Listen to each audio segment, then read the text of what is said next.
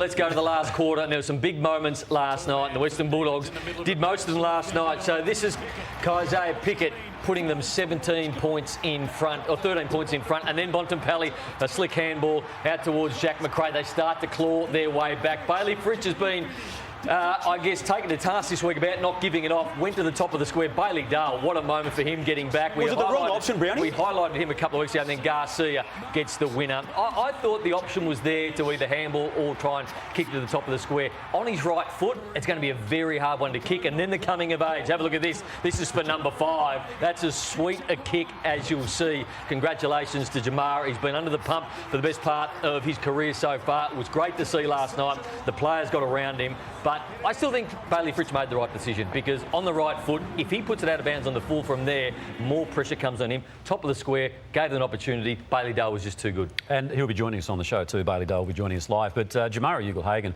talk about perseverance paying off. I mean, they have persevered with him, and he's sort of worn that #1 draft pick around his neck. It's been a bit of a millstone. I reckon it's great. Couldn't be happier for him. It's always harder for young forwards to develop too, so he's doing a really good job early in his career. Just want to touch on why Melbourne are off and aren't playing great football and are losing big games. So let's start with this.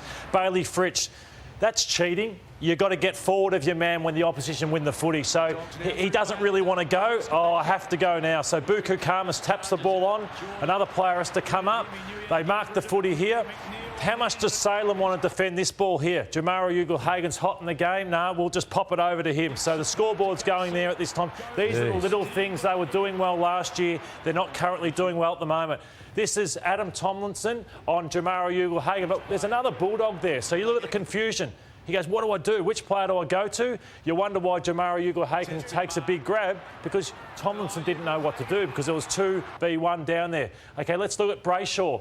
He's only caring about winning a handball received. That's how he plays. You wonder why Garcia kicks a goal late in the game, because the ball's in dispute. You've got to have your man. You've got to be defensive. He wasn't. Garcia goes and kicks the goal. This was a 5-goal to 1 quarter, and this is the last one. This guy is hot. He's kicked 4 goals. Tomlinson's here, Salem's here. I'm not sure why when it's a defensive stoppage. Jamarra kicks his 5th. So I think they're off and they're not doing things well enough, and that's why Geelong's on top and flying. Collingwood are, and Melbourne aren't. Do you sense a bit of that they're comfortable? 4 out of their 5 losses, they've led by 20+ points. Yep. Melbourne. That feels like they think it's just going to roll on. That vision there shows that they're comfortable. But for me, it's why teams don't go back-to-back. You don't do the things well enough. You get ahead of yourself. Some guys get comfortable. Have they got ahead of themselves? Well, I don't know. They'd have to ask themselves. I think on the ground they're not doing things anywhere near as well, TJ. The last one, the positioning, is that where Melbourne are told to set up, though? So obviously come back, protect the space inside forward 50. My belief is they may, but you don't have 2 free. You don't have 2 blokes standing there. 1, yes, but not 2. Do you think Goody will look at that vision and go, we made a mistake here. We needed someone up on Jamarra. Christian, fine, but Adam Tomlinson, get up on Jamarra at the back. What Simon Goodwin should do tomorrow is actually just replay that segment. Yeah. Because that said it all, didn't it? Yeah, it was awesome. Well done, and we didn't know at the time, though, that they had a 9-match streak last year where they won only 4 matches. It happened a week earlier by way of the contrast with 2022. Yeah. So, and we didn't know at the time they were the great team that they were to be in that season. They didn't lose Damo after round 17. Yep.